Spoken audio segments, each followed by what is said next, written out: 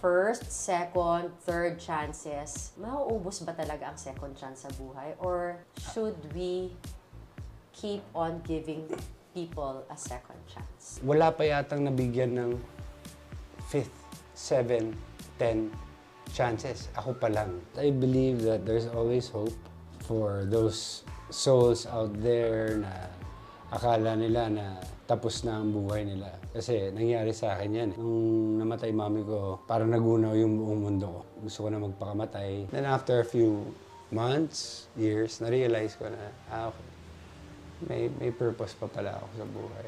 And then eventually I met my wife, maayos ako with my family, naayos yung relationships ko. I have a daughter, and I think that's my purpose. Hindi ko naintindihan na ang showbiz ay isang karera. Noon, nag-e-enjoy lang ako, tapos may God-given talent na ako nung time na yun. Mabilis ako magmemorya. So,